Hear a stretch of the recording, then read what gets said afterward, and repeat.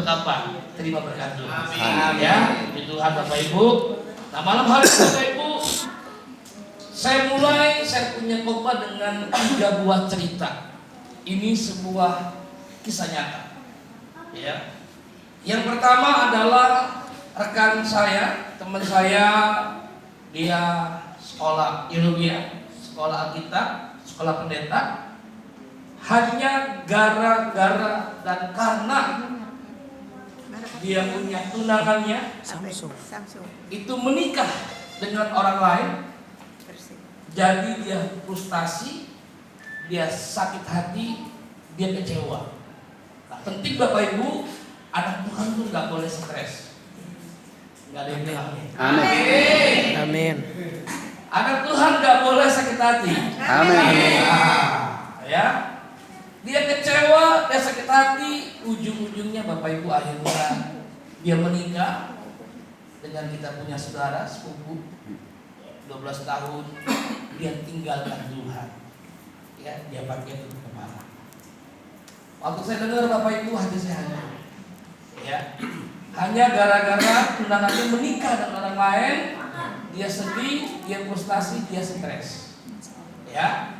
Yang kedua adalah kita bertumbuh sama-sama di remaja sampai pemuda dan kita sama-sama terlibat aktif di gereja. Dia sebagai pembina di Tulas Remaja, saya jadi pembina di remaja. Dia khotbah, saya pun khotbah. Tapi sayang Bapak Ibu, gara-gara penyakitnya yang tidak pernah sembuh dan kehidupan ekonominya, pekerjaan yang tidak pernah beres, akhirnya dia tinggalkan Yesus sampai dia mati. Ketika saya dengar dia meninggal, saudara, hati saya hancur. Yang ketiga adalah rekan sekolah. Ya, yang pertama tadi kuliah, sama-sama kita sekolah teologi di Petamburan. Yang kedua sama-sama kita bertumbuh di gereja. Dan yang ketiga adalah teman sekolah di Semea. Waktu di Semea, saudara, dia begitu cinta Tuhan, aktif sekali.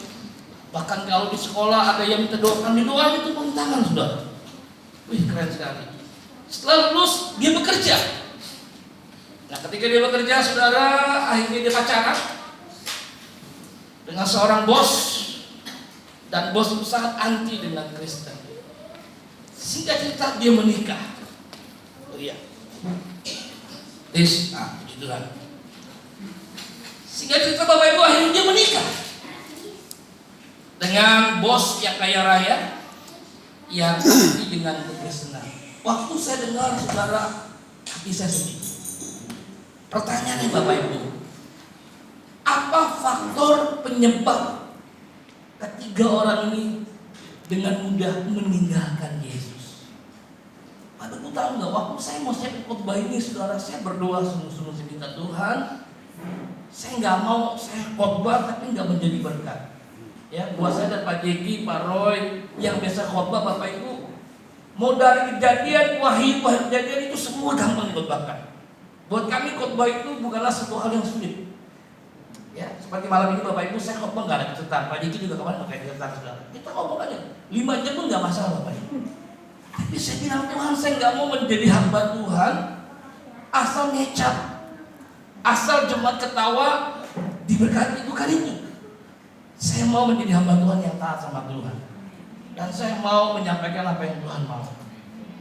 Bapak Ibu percaya ini suara Tuhan? Amin. Tepuk tangan dulu buat Tuhan. Pertanyaannya Bapak Ibu, apa yang menjadi penyebab? Nah, Bapak Ibu mesti membedakan antara penyebab dengan pemicu. Bapak Ibu mengerti maksud saya? Apa penyebab, apa pemicu? Contoh Bapak Ibu, kayak begini Bapak Ibu.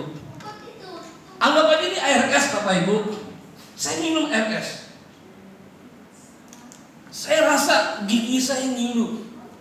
Nah, pertanyaan Bapak Ibu, air es ini penyebab atau pemicu? Pemicu, salah gigi. Pemicu itu penyebab. Pemicu. Penyebabnya adalah gigi saya berlubang, gigi saya bermasalah.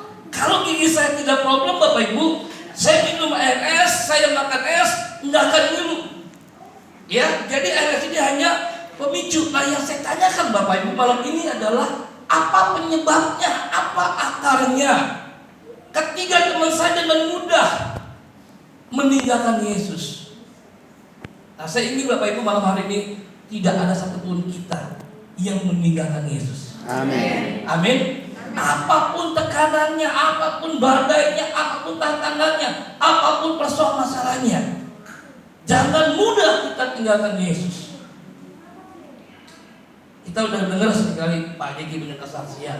Beliau lahir dari keluarga Kristen, dalam kandungan juga sudah Kristen, tapi kehidupannya tidak Kristen, Bapak Ibu. Itu pasti ada akar penyebabnya. Nah, malam ini kita membuka kita. Ayo, Pak Kris. Lukas pasal yang ke-6 ayat 46 sampai 49. Ini yang kita akan bahas Bapak Ibu malam hari ini. Apa yang menjadi akarnya, penyebab kenapa anak Tuhan gampang tinggalkan Yesus? Hanya masalah pernikahan. Bapak Ibu, sepanjang hari saya dengan istri nonton di beberapa televisi, ya, seorang artis yang hebat yang terkenal, kadang-kadang pernikahan tinggalkan Tuhan. Dan juga ada, ya, apa tuh namanya, Miss Indonesia yang hebat, terkenal. Ya, banyak pasti tahu. Mami-maminya adalah orang hebat di gereja, anak tua. Ya, akhirnya menikahnya bukan dalam Tuhan, tinggalkan Yesus. Indonesia Idol, nggak terkenal, akhirnya tinggalkan Tuhan. Saya berpikir Tuhan itu gampang dijual, ditinggalkan. Karena ekonomi, karena jodoh, karena masalah, karena penyakit, saudara. Akhirnya ditinggalkan Tuhan, saudara. Ya, maka kita buka, kita baca. Mengapa kau berseru kepadaku Tuhan, padahal kamu tidak melakukan apa yang aku katakan? Semua apa tujuh? Setiap orang, ya 2, 3. Setiap orang dan mendengarkan perkataanku serta melakukannya, aku akan menyatakan kepadamu dengan siapa ia dapat disamakan. Ia sama dengan seorang yang ke rumah, orang itu menggali dalam dan meletakkan dasarnya sebatu. Ketika datang air bah dan banjir melanda rumah itu tidak dapat digoyahkan karena rumah itu kokoh dibangun. Pasal 9, akan tetapi barang siapa mendengar perkataanku tetapi tidak melakukannya, ia sama dengan seorang yang di rumah di atas tanah tanpa dasar. Ketika banjir melandanya, rumah itu segera rubuh dan hebatlah kerusakannya. Bapak Ibu udah mulai menangkap apa yang menjadi penyebab faktor anak Tuhan, orang Kristen, orang percaya. Saya punya rekan pendeta, hamba Tuhan, karena dia suka makan bakmi, akhirnya menikah dengan tukang bakmi. Bukan masalah menikah nggak boleh makan bakmi, saudara. Masalah dia sudah punya istri. Dia menikah dengan tukang bakmi, saya nggak tahu karena mungkin awalnya cinta sama bakminya, akhirnya sama orangnya. Akhirnya Bapak Ibu tahu, itu pendeta bukan hanya tidak lagi jadi hamba Tuhan, tapi nggak percaya Tuhan. Karena apa? Tukang bakminya bukan anak Tuhan. Jadi mulai dari pendeta sampai pendekar, atau apalagi saya nggak tahu Bapak Ibu, dengan mudah. Banyak Bapak Ibu seringkali kita kalau cerita kesaksian bilang begini, dulu saya cinta Tuhan loh Pak Bambang, dulu saya hebat, dulu saya aktivis, dulu saya melayani, dulu saya begitu. Sekarang gimana? Sekarang udah mudah. Kenapa? Saya kepahitan. Kenapa? Saya kecewa. Kenapa? Saya merasa ditolak. Nah Bapak Ibu tolong jawab, apa faktor penyebab anak Tuhan bisa mengalami seperti begini? Ayo, saya kanan, pas. Saya kiri, lagi berdoa. Ditanya begini. Begitu. Bapak Ibu tahu di mana letaknya? Letaknya itu ada di pondasinya. Katakan pondasi. Kalau kita baca ini Bapak Ibu, ada 2 pondasi kehidupan manusia. Coba kita cek malam ini. Yang pertama adalah pondasinya dari batu karang. Katakan batu karang. Yang kedua adalah pondasi dari pasir. Jelas Bapak Ibu, kalau pondasinya dari batu karang, Apapun badainya, apapun gelombangnya, apapun masalahnya, apapun penyakitnya, apapun dan apapun, dia tidak akan pernah tinggalkan Yesus. Amin. Amin. Saya mau cerita Bapak Ibu. Saya punya alasan yang sangat kuat untuk saya tidak jadi pendeta dan tinggalkan Yesus. Mau tahu dari mana alasannya? Yang pertama, kami berdua 96 kami sudah jadi pendeta, jadi gembala sidang. 96. Kami hidup benar di depan Tuhan, tapi anak yang kami cintai, anak pertama, meninggal dipanggil Tuhan. Penghakiman datang buat kami.